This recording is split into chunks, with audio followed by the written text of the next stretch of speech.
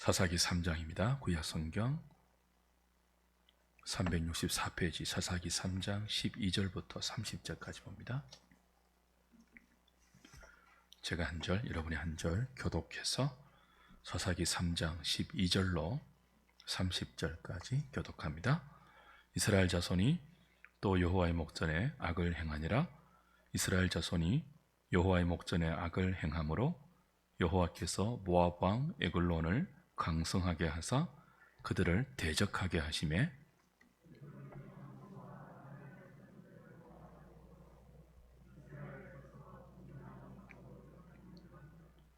이에 이스라엘 자손이 모압 왕 에글론을 18해 동안 섬기니라.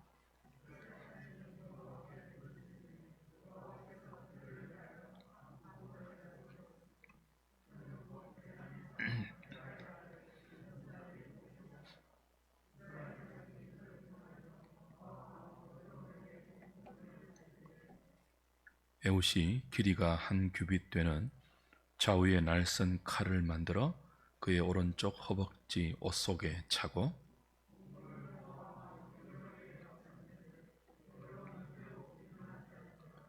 에웃이 곡물 바치기를 마친 후에 곡물을 메고 온 자들을 보내고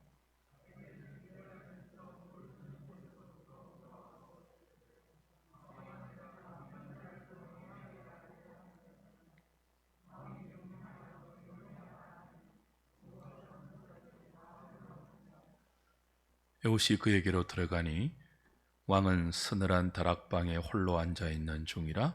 에웃이 이르되 내가 하나님의 명령을 받들어 왕에게 아랠 일이 있나이다 하매 왕이 그의 좌석에서 일어나니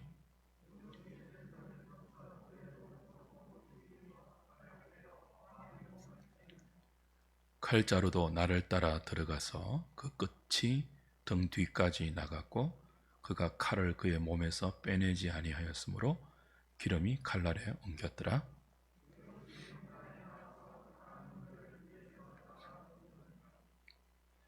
에웃이 나간 후에 왕의 신하들이 들어와서 다락문들이 잠겼음을 보고 이르되 왕이 분명히 서늘한 방에서 그의 발을 가리우신다 하고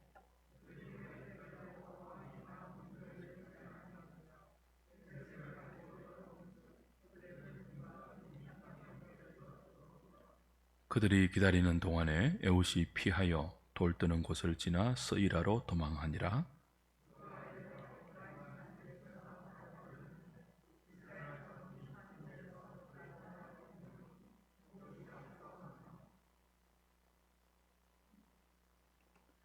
나머지 말씀은 같이 보겠습니다. 모압 여호와께서 너희의 원수들인 모압을 너희의 손에 넘겨주셨느니라 하매 무리가 에웃을 따라 내려가 모압 맞은편 요단강 나루를 장악하여 한 사람도 건너지 못하게 하였고 그때 모압 사람 약 10,000명을 죽였으니 모두 장사요 모두 용사라. 한 사람도 도망하지 못하였더라. 그날에 모압이 이스라엘 수하에 굴복하며 그 땅이 80년 동안 평온하였더라. 아멘.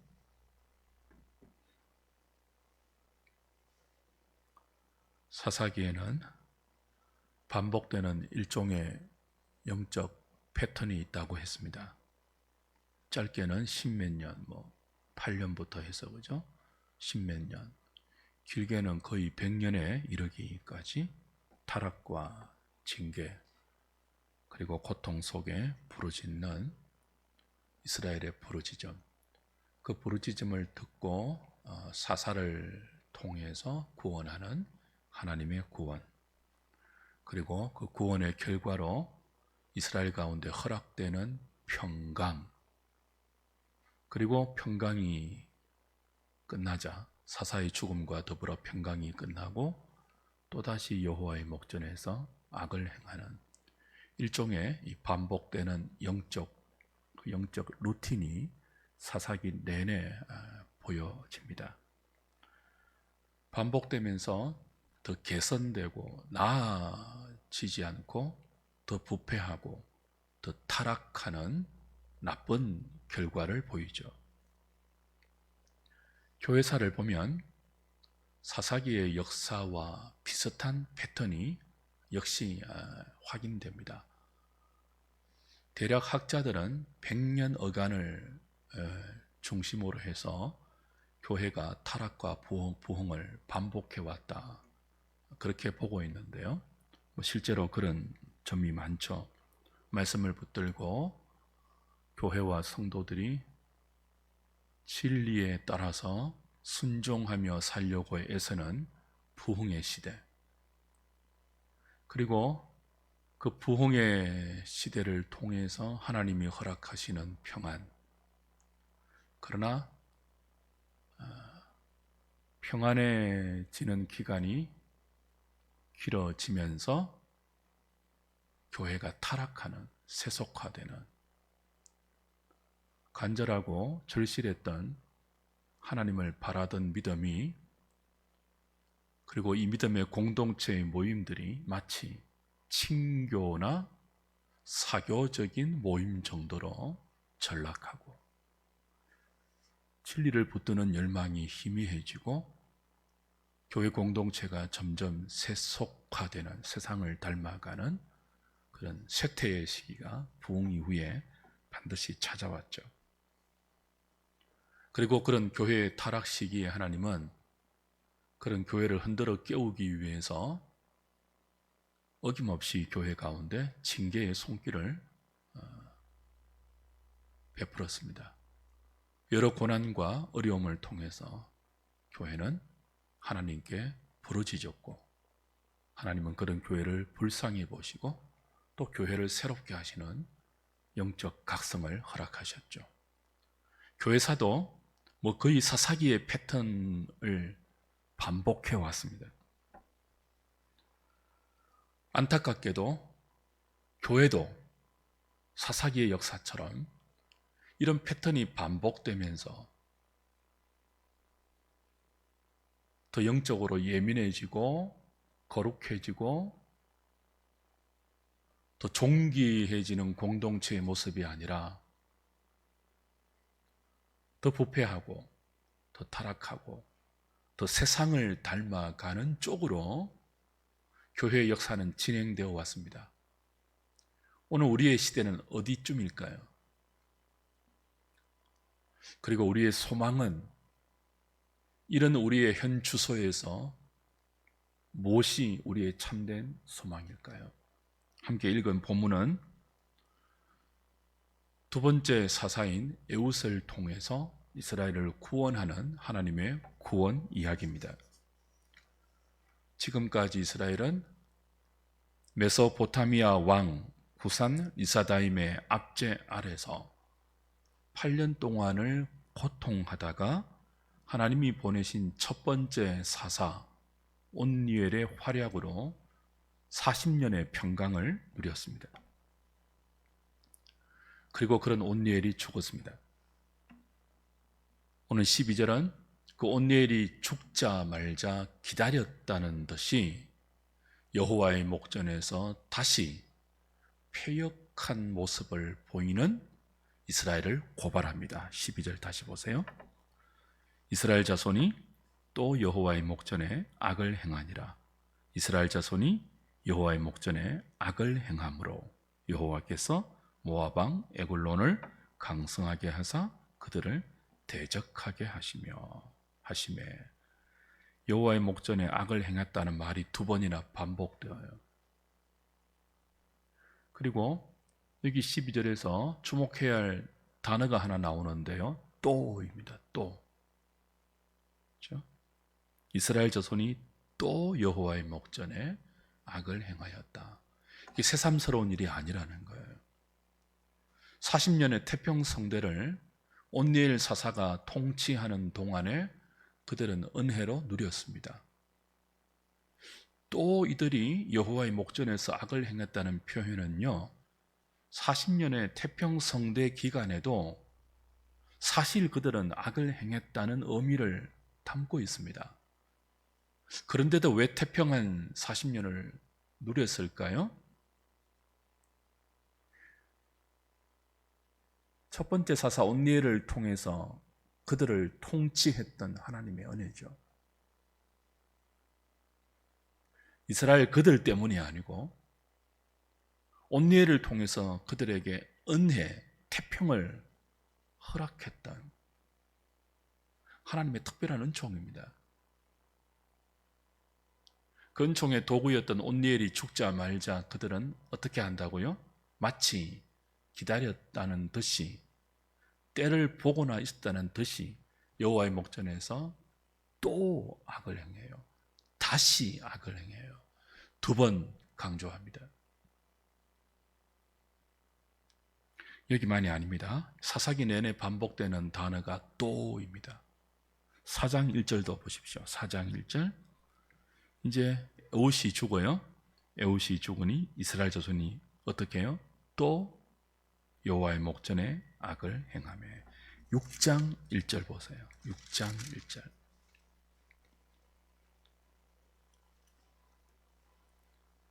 이스라엘 자손이 또 여호와의 목전에 악을 행하였더니. 그리고 이제 7년 동안 미디안의 손에 팔리죠. 10장 6절 넘어가셔서 10장 6절. 이스라엘 자손이 다시 여호와의 목전에 악을 행하여 또 다시 여호와의 목전에 악을 행했다. 그러니까 숨어서 악을 행한 게 아니에요. 여호와의 목전에서 보란듯이 악을 행하는데 그것이 또 그리고 다시 반복된다는 거예요. 그래서 하나님이 어떻게 하십니까? 하나님도 다시 여호와의 목전에서 악을 행하는 그들을 흔들어 깨우기 위해서 고통을 허락하십니다. 그들을 시험하는 용도로 남겨놓으신, 혹은 옆구리에 가시와 올무로 남겨놓으신 이방들을 통하여 그들이 압제받게 하죠. 이번에는 에글론을 통해서 모압 왕 에글론을 강성하게 하여 그 에글론이 주변의 암몬과 아말렉과 연합해서 이스라엘을 쳐들어오게 하십니다. 13절 14절 본문 13절 14절입니다. 에글론이 암몬과 아말렉 자손을 모아가지고 와서 이스라엘을 쳐서 종려나무 성읍을 점령한지라. 종려나무 성읍은 여리고성을 의미해요. 그 이스라엘이 약속의 땅 가나안을 첫 번째 점령했던 성읍이죠. 하나님이 마치 그 첫 열매처럼 축복의 상징으로 선물로 주셨던 여리고 성읍, 그들의 능력이 아니라, 그들의 힘이 아니라 오직 하나님의 권능으로 그들에게 넘겨주셨던 난공불락의 성읍 여리고를 다시 빼앗기게 되죠. 그리고 14절, 이에 이스라엘 자손이 모압 왕 에글론을 18해 동안 섬기니라. 이 섬겼다는 말은 노예로 복종했다, 그런 뜻입니다. 그러니까 18년 동안 이스라엘이 모압의 노예가 되어요. 이미 점령했던 나라 아닙니까? 모압이. 근데 역전당해요. 왜요? 그들이 여호와의 목전에서 악을 행했기 때문입니다. 하나님께서 허락하신, 여호와의 목전에서 악을 행하는 이스라엘을 흔들어 깨우기 위해서 허락하신 이 모압, 암몬, 그리고 아말렉, 이들 나라는 어떤 나라입니까? 사실 이스라엘 자신들이 죄악으로 만들어낸 죄악의 결과예요. 모압과 암몬은 롯의 자손들이죠. 롯의 자손들이에요. 그러니까 아예 상관이 없는 나라들이 아니고요. 아브라함의, 이스라엘의 친척, 이웃, 사촌. 근데 그들이 하나님의 명령을 어기고 불순종한 죄의 결과로 탄생한 나라들이에요. 아말렉은요, 에스의 아들 엘리바스의 척 딥나의 아들이에요. 모두 이스라엘 스스로 만들어낸 죄의 산물들이죠. 하나님은 이스라엘이 스스로 만들어 놓은 죄의 산물들을 그들의 옆구리에 가시로 남겨두시고 여호와의 목전에서 악을 행할 때마다 그들을 사용해서 이스라엘을 고통스럽게 하죠. 찌르는 가시가 되게 해요. 그래서 여호와의 목전에서 악을 행한 이스라엘은 모압 왕 에글론에게 18년간 조공을 바치는 노예 같은 생활을 합니다. 자, 앞에 첫 사사 온니엘이 이스라엘을 구원할 때는 구산 리사다임에 의해서 8년 동안 고통을 당했잖아요. 8년 동안 압제를 당했단 말이에요. 지금은 18년이에요. 2배나 넘는 기간이죠. 하나님이 보내신 회개의 메시지가 왜 없었겠습니까? 모압 왕 에글론을 강성하게 해서 암몬과 연합하고 아말렉과 연합해서 여리고성을 점령하고 이스라엘이 항복하기까지 하나님이 왜 메시지를 주지 않았겠습니까? 이건 정치 문제 아니다. 경제 문제 아니다. 군사 문제 아니다. 영적 문제다. 너희들이 내 앞에서 악을 행했기 때문에 그거 깨우치기 위한 나의 손길이다. 나의 간섭이다. 회개하라. 왜 그런 메시지 안 줄 수 있겠습니까? 근데 18년 동안 그들이 뭉개고 있었다고요. 영적으로 둔감하고 그 하나님의 경고와 흔들어 깨우시는 하나님의 음성을 듣지 않고 미련한 고집을 부리고 있었죠. 18년 동안 조공을 바쳤지 않습니까? 노예로 살았거든요. 근데 왜 18년 동안 뭉갤 수 있죠? 주의 백성들인데 먹고 살만 하니까요. 조공을 바쳐도 조금 힘들어도 이 정도면 괜찮다 생각할 수 있잖아요. 그리고 나름대로 자신들의 수단과 자신의 방식으로 그 노예의 상태에서 벗어나려고 나름 애쓰고 노력했겠죠. 그러나 어떤 수단과 어떤 정치, 어떤 경제적인 지혜, 어떤 외교 다 동원해도 소용이 없고 모압 왕 에글론에 의한 압제와 고통이 더 심해지자 마침내 그들은 18년 만에 하나님께 고통 속에 부르짖습니다. 15절 보세요. 이스라엘 자손이 여호와께 부르짖음에 여호와께서 그들을 위하여 한 구원자를 세우셨으니. 이상하지 않아요? 마치 뭐예요? 하나님은 그들이 부르짖기만 기다렸다는 듯이 부르짖자마자 뭘 세우시죠? 구원자를 세우세요. 왼손잡이 에훗, 베냐민 지파에서 나온 왼손잡이 에훗을 그들의 구원자로 세우고 사사로 활동하게 하세요.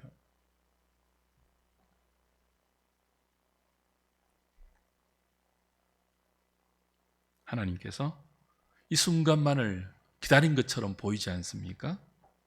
이스라엘의 입에서 부르짖는 통곡하는 소리가 터져 나오기만을 기다렸다는 듯이 부르짖자마자 구원자를 보냈어요.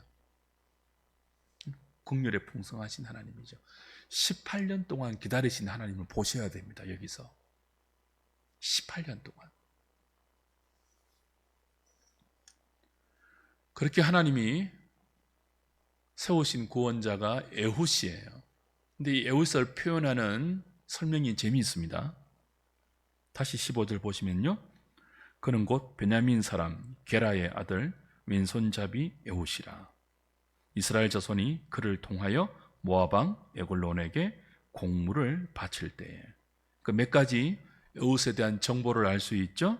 그는 베냐민 지파예요. 그리고 왼손잡이예요. 그리고 모압 왕 에글론에게 공물을 바치는 사람이에요. 베냐민 사람을 강조하고 있죠. 굳이 하지 않아도 되는 베냐민 지파 출신을 밝힙니다. 베냐민은요, 오른손의 사람들 그런 뜻을 내포하고 있습니다. 그러니까 오른손의 사람들인 베냐민 지파에서 왼손잡이 에훗을 하나님이 구원자로 세워요. 왼손잡이는 사실 의역인데요. 오른손이 묶인 사람, 그런 것이 더 직역에 가깝습니다. 그 오른손에 장애가 있는, 그래서 왼손을 쓸 수밖에 없는 왼손잡이 에훗. 고대의 통상적인 통념도 그렇고요, 성경의 관용적인 표현도 그렇고요, 종종 왼손잡이는 가장 열등한 사람으로 치부되었고, 오른손은 권능의 손으로 상징되었습니다. 그러니까 권능의 손인 오른손이 묶인, 오른손을 쓰지 못하는, 정반대로 가장 열악하고 가장 모멸의 대상인 왼손잡이, 장애인. 근데 이 사람이 뭐 하는 일을, 어떤 일을 하고 있죠? 모압 왕, 그죠? 에글론에게 공물을 바치는 일을 하고 있습니다. 그러니까 이방 나라에게 조공을 바치는 수치스러운 일을 하고 있습니다. 그래서 아무도 하지 않으려고 하는, 누군가는 대표로 뽑아서 자신을 압제하고 있는 이방 왕 모압 왕 에글론에게 조세, 공물을 바쳐야 하는데, 그 누구를 세웠다고요? 왼손잡이, 멸시받는 장애인, 정상인 취급을 받지 못하는 그런 일을 하고 있었던 사람이 에훗이에요.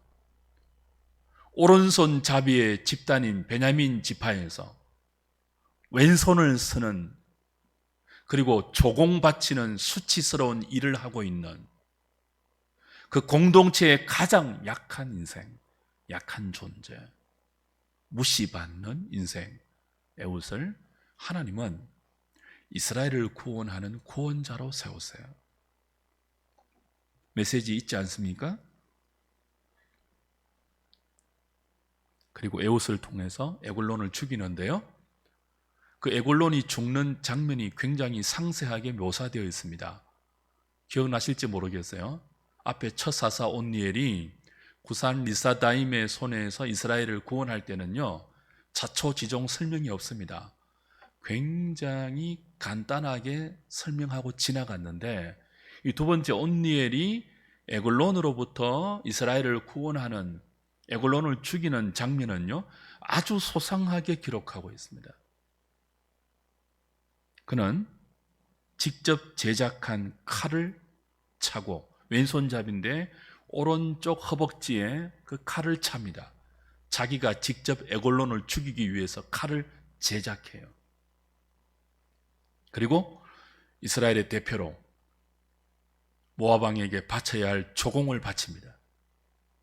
그 조공을 바친 후에 에글론에게 은밀히 전할 말이 있다고 에글론을 독대하죠. 독대하는 과정에서 하나님께서 간섭하시고 모든 사람을 물러나게 하시고, 서늘한 다락방에 혼자 있는 에글론에게 에훗이 아무 장애 없이 나아가게 하십니다. 그리고 그 에글론을 죽이는데요, 자신이 직접 제작한 칼을 가지고 왼손으로 오른쪽 허벅지에서 뽑아서 그 비대한, 에글론을 아주 비대하다 그렇게 자세하게 묘사하고 있죠. 기름 덩어리, 그런 뜻입니다.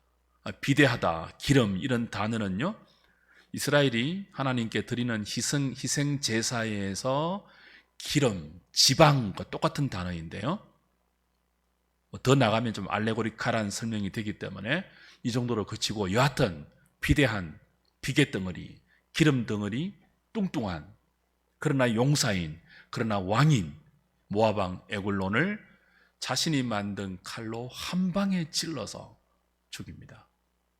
찌르는데 그 칼끝이 등을 지나서, 그죠? 나왔다고 했죠? 그리고 빼지 못하니까 너무 비대해서 칼을 쭉 찔렀는데요, 이 배를 뚫고 등까지 나왔어요. 근데 얼마나 뚱뚱한지 이게 안 빠지는 거예요. 안 빠지고 그대로 칼이 이렇게 있는데 그 칼 끝에 뭐예요? 기름이 엉켜붙는, 이런 모습을 아주 상세하게 기록하고 있다고요. 여기서 해석이 분분합니다만, 이때 에글론이 너무 놀라서 안에 있는 온갖 배설물을 다 쏟았다, 그렇게 학자들은 해석합니다. 그래서 뒤에 나오는, 그죠? 이제 문이 잠기고 신하들은 밖에서 왜 왕이 나오지 않을까? 근데 이게 그게 이제 몇 절입니까? 24절에 보면요, 왕이 분명히 서늘한 방에서 그의 발을 가리우신다 하시고, 그죠? 발을 가리운다 하는 이 표현이 용변을 본다로 해석할 수도 있고 잠을 잔다라고 해석할 수도 있는데, 많은 구역학자들은 에글론이 한 방에 칼을 찔리고 죽으면서 너무 놀라서 배설물을 다 배설했다는 거예요. 그래서 신하들이 분명히 나올 시간이 되었는데, 에웃은 나왔고 에글론도 나올 시간이 되었는데 나오지 않으니까 이 용변을, 부끄러운 용변을 보다가 뭐 부끄러운 일을 당했는가 이렇게 생각하고 문을 안 열어봤다는 거예요. 근데 너무 시간이 오래 지나니까 문을 따고 들어가서 보니 죽어 있었다는 거죠. 이런 기록을 굉장히 상세하게 남겨놓고 있죠. 왜 그렇습니까? 하나님이 왼손잡이 에웃을 통해서 이스라엘도 멸시했던, 권능도 없고 정상적이지 않고 가장 수치스러운 일을 하고 있는 장애인, 그 에웃을 통해서 그들이 무서워 떠는 모압왕, 비대한 기름 덩어리, 용사, 왕, 그를 죽이는데 두 번도 아니고 단 한 번으로 간단하게 처리했다는 것을 강조하고 싶은 거예요. 하나님께 모압 왕은요, 하나님께 에글론은요, 이 문제도 아니에요. 그래서 오른손을 사용할 필요도 없어요. 오른손의 집단인 베냐민 지파에서 오른손잡이 들어서 일할 필요도 없어요. 왼손, 권능이 없는, 권능의 오른손이 묶인, 정상인으로 취급받지도 못하는 가장 수치스러운 일에 동원되고 있는 에웃을 왼손잡이를 통해서도 그들을 압제하고 있는 비대한 에글론을 단번에 죽일 수 있다는 메시지죠. 하나님께 에글론은요, 문제도 아니라니까요. 왼손잡이 한 명만, 에웃 한 명만 동원해도 금방 끝나는 일임을 이렇게 상세하게 묘사하고 있죠. 그것도 어떻게 해요? 그 왕이, 이스라엘을 18년 동안 고통하게 했던 그 왕이 역사 가운데 배설물을 사다가 다 흘리고 죽었다고 수치스럽게 기록될 정도로 하나님 앞에서는 에글론이 아무것도 아닌 것임을 에웃을 통해서 증명하고 있죠.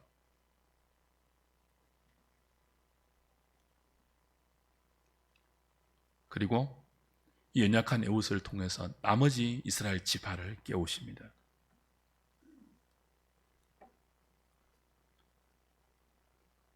(27절) 보시면요, 이제 에웃이 서이라로 피하여서 에브람 산지에서 나팔을 불죠.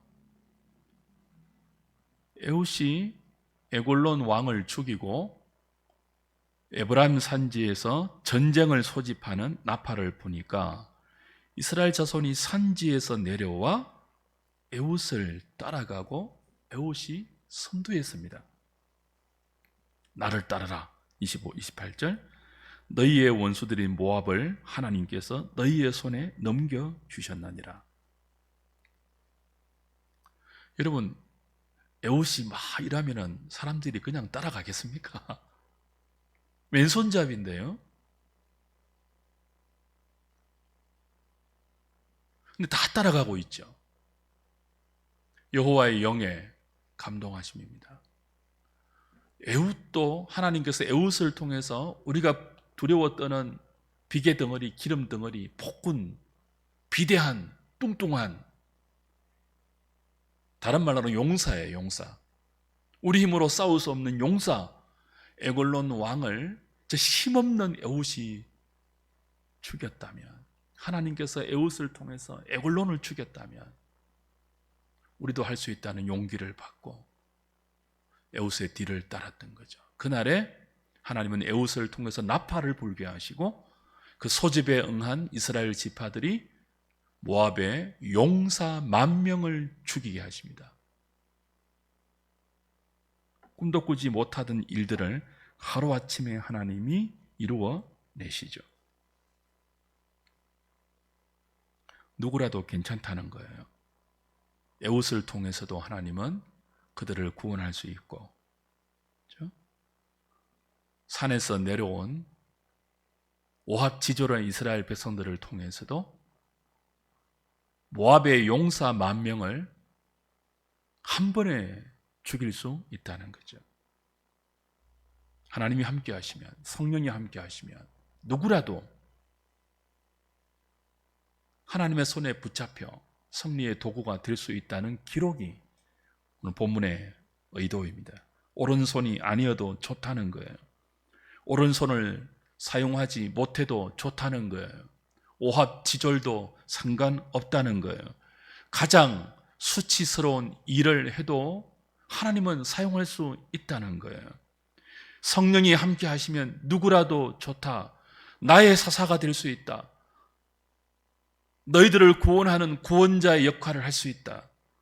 패배주의에 빠져서 주저앉아 있지 말고, 하나님의 메시지를 미련한 고집으로 뭉개고 있지 말고 일어나서 하나님의 함께 하심을 믿고 순종하면 에글론도 죽일 수 있고 그의 용사 10,000명도 처단할 수 있고 나의 생명과 나의 구원을 누릴 수 있다가 오늘 본문의 교훈입니다. 주 안에서 사랑하는 여러분, 하나님께서 때때로 우리의 삶에 두 배로 악한 구산 리사다임 그리고 비계 덩어리 에골론에게 고통받는 때를 허락하십니다. 그때 우리는 깨달아야 합니다. 우리가 구산 리사다임 같지 않는가? 우리가 에골론 같이 비계 덩어리 되어 있지 않는가? 비계 덩어리에게 고통을 당할 때는요, 내가 비계 덩어리 아닌가? 두 배나 악한 구산 리사다임에게 압제받을 때는요, 내가 구산 리사다임처럼 살고 있지 않는가 돌아보아야 돼요. 그게 정확한 이스라엘의 영적 주소였잖아요. 그들이 남겨놓은 죄의 결과를 하나님은 그들을 흔들어 깨우는 옆구리의 가시로 사용하고 있지 않습니까? 그래서 깨닫고 부르짖으면 하나님은 손살같이 빛의 속도로 우리를 구원하십니다. 누구를 통해서도 할 수 있다고요? 왼손잡이 에웃을 통해서도 하실 수 있다는 거예요. 구산 리사다임은요, 비계 덩어리 에글론은요, 우리의 힘으로 처단하지 못합니다. 하나님이 세우신 징벌의 현장이니까요. 부르짖고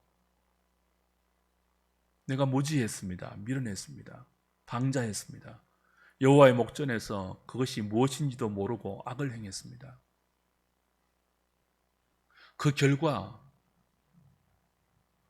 나를 사랑하시는 하나님께서 나를 깨우치기 위해서 이런 징벌 주신 것 이제 내가 회개합니다라고 부르짖으면 18년의 고통을 하루아침에 없애주시는 긍휼이 풍성하신 하나님입니다. 근데 이걸요, 사실은 바로 할 수 있었는데 18년을 뭉갠 거잖아요. 바로 부르짖었다면, 바로 회개했다면 18년 동안 돌고 돌아서 오지 않을 수 있었잖아요. 근데 그만큼 미련한 게 우리예요.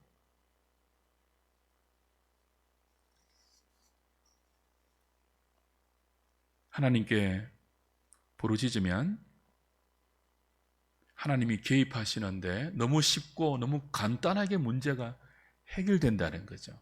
에웃을 통해서라도. 우리는 아무리 해도 안 되었는데 경제를 동원하고 정치를 동원하고 외교를 동원하고 군사와 무기와 이 수단 저 방법 다 동원해도 모압 왕 에골론이 물러가지 않았어요. 그에게 바치는 조세의 문제를 해결하지 못했어요. 그 조세의 무게가 점점 더 무거워졌지 경감되지 않았죠. 무슨 수를 써도 안 됐는데 부르짖으니까 왼손잡이 에웃을 통해서도 하루아침에 해결된다는 거예요. 너무 쉽게, 어찌 보면요, 웃음이 나올 정도로 너무 간단히 해결된다는 거예요. 여러분 그런 거 경험하지 못했습니까? 와, 이거는 정말 하나님이 내 삶에 개입하고 계시구나.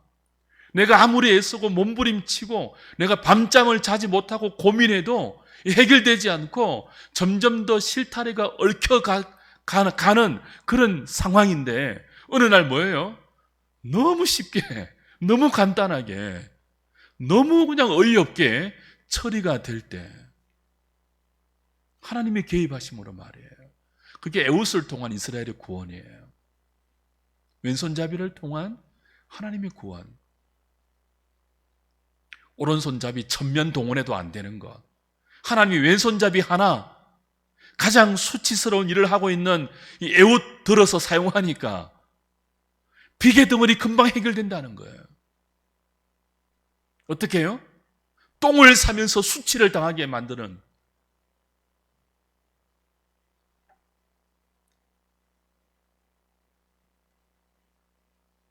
지난주에 하나님께서 전쟁을 모르는 가나안 2세들을 시험하기 위해서 그들이 불순종으로 남겨놓은 가나안 원주민들을 사용한다는 말씀을 확인했습니다. 하나님께서 이들을 시험하는 핵심이 무엇이었습니까? 떡이냐 말씀이냐였습니다. 떡과 말씀 가운데 선택할 수 있는 자유를 이들에게 주시고, 떡을 선택하기 위해서 말씀을 외면할 것인가? 떡이 보이지 않지만 하나님의 말씀에 순종하는 믿음의 길을 선택할 것인가? 그 시험을 위해서 가나안 원주민들을 남겨두었다 그랬습니다. 이런 시험이 올 때, 이런 시험 문제가 우리 앞에 출제될 때 우리는 쉽게 이렇게 말을 해요. 하나님, 떡도 주시고 말씀도 주시면 되지, 뭘 그렇게 둘 중에 하나만 택하라고 하십니까? 우리 늘 그런 반응을 보이는데요, 이렇게 간단한 문제가 아닙니다. 우리는요, 하나님 떡도 받고 말씀도 선택할게요. 근데 이게 그런 조화시킬 문제가 아니고요, 여기 말씀은, 하나님께서 말씀의 순종을 요구하는 것은 어떤 보상의 차원이나 거래의 조건으로 내미는 요구가 아니에요. 말씀에 순종하라. 순종하면 내가 복을 줄게. 불순종하면 너희들 벌 받는다. 이 언약적 관계는요, 언제나 인격입니다. 말씀에 순종한다는 것은 보상의 차원이 아니라 하나님과 내가 언약으로 묶여 인격으로 서로 사랑하는 거래가 아니고요. 떡은요, 그 인격적 관계가 없어도 생존의 도구로 얼마든지 거래로 획득할 수 있는 물질이에요. 하나님과 인격적인 관계를 맺지 않고 그 인격적 관계가 기초가 되어 사랑에 순종하는 삶의 열매가 아닌, 그런 인격적 관계 없이도 얼마든지 거래로 내 삶에 획득할 수 있는 생존의 도구이죠. 그 생존의 도구인 뜻과 생명의 열매인 말씀, 그 둘 중에 주의 백성들은 어디에 더 주안점을 두고 살아야 하느냐? 그것을 위한 시험이 성도의 삶에 허락되는 모든 일상의 환경들이에요. 역경, 고난, 어려움, 관계, 사람들, 직장, 학업, 모든 것 말이에요. 그 모든 우리에게 주어진 이 자유, 환경, 선택할 수 있는 우리의 의지, 그 안에 무엇이 담겨 있다고요? 떡이냐 말씀이냐? 이 전쟁이 담겨 있죠. 광야 1세대는 광야 40년 동안 사람이 떡으로만 살 것이 아니라 여호와의 입에서 나오는 모든 말씀으로 산다는 시험을 가나안의 자유가 아닌 갇혀있는 광야에서 배웠습니다. 이들이 죽었습니다. 가나안 1세대들도 죽었습니다. 이제 남아있는 이 사사시대의 주인공인 가나안 2세대는 이 시험이 뭔지 몰라요. 이 전쟁이 뭔지 몰라요. 떡이냐 말씀이냐. 하나님께서 우리에게 가나안이라는 자유의 무대를 주시고 그 자유 속에서 떡을 선택할 것인가, 더 많은 떡을 선택할 것인가, 아니면 떡은 좀 없어도 떡이 없는 삶의 불안을 충분히 예상할 수 있어도 하나님의 말씀에 순종하는 믿음을 선택할 것인가. 이 전쟁을 모르는 가나안 2세대들을 시험하셨는데 사사기의 역사는요, 그 2세대들이 떡을 선택해서 여호와의 목전에서 악을 행하는, 그래서 그들에게 하나님이 야, 떡을 선택해서 나를 버리고 악을 행할 때는 그 떡이 보장해 줄 것 같았던 평온이 아니라 구산 리사 다임에 의한 고통, 모압 왕 에골론에 의한 고통만 있을 뿐이다를 가르쳐 주시는 거예요. 그리고 그 고통 속에서 너희들이 정말 잘못 선택한 것을 알고 부르짖으면 내가 준비한 사사를 통해서 그 고통을 평온으로 바꾸어 줄게. 그러니 나와 인격적 관계로 돌아오라. 그렇게 부르짖고 하소연하고 그 아픈 마음을 이스라엘에게 가르치는 역사가 사사기의 역사입니다. 그래서 오늘 마지막은 이렇게 마무리가 되죠. 30절에 그날에 모압이 이스라엘 수하에 굴복하매 그 땅이 몇 년 동안요? 80년 동안 평온하였더라. 자, 몇 년을 고통했죠? 18년이에요. 근데 몇 년간 평온을 주셨죠? 80년에 무려 4배 이상이에요. 시편 기자의 말씀이 기억나지 않습니까? 그렇죠? 노염은 잠깐이고 그의 은총은 평생이로다. 18년의 고통을 하루아침에 끝내고 80년의 평강을 받을 수 있는 그들이 왜 18년을 뭉갰겠습니까? 여기에 역설이 있습니다. 그들의 어리석음과 미련한 고집으로 하나님이 주시는, 준비해놓은 80년의 평강을 18년이나 미루었잖아요. 어리석게. 근데 그 어리석음 가운데 하나님이 함께 기다려내십니다. 함께 당신의 이름이 짓밟히는 모멸을 견뎌내십니다. 언약 백성이 모압 왕 에골론에게 조공을 바친다고요. 제가 오늘 다 다루지 않았지만 곳곳에, 이스라엘 곳곳에 채석장, 우상을 만드는 돌 공장이 널려 있었죠. 에웃이 그곳을 지나서 가고 있는 것을 밝히고 있거든요.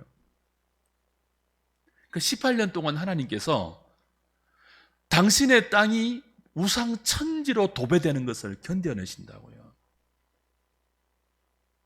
그들이 부르짖고 하나님께 돌아오는 그 시간만을 말이죠. 그들이 부르짖기를 기다리는 동안 하나님은 당신을 스스로 이방 우상보다 더 못한 신으로 취급당하는 조롱을 감수하시면서 자기 백성의 마음을 기다리고 있습니다. 인격적인 관계로 돌아와서 순종하는 그 마음, 뭐가 아니고요, 떡을 위해서 하나님을 거래의 수단으로 이용하는 그런 우상 같은 하나님 아니고요, 그들이 진심으로 깨닫고 고통 가운데 울부짖으며 우리의 살 길은 하나님밖에 없습니다 라고 돌아오는 그것을 하나님이 뭐 하신다고요? 당신이 스스로 수치를 감내하시면서 기다립니다.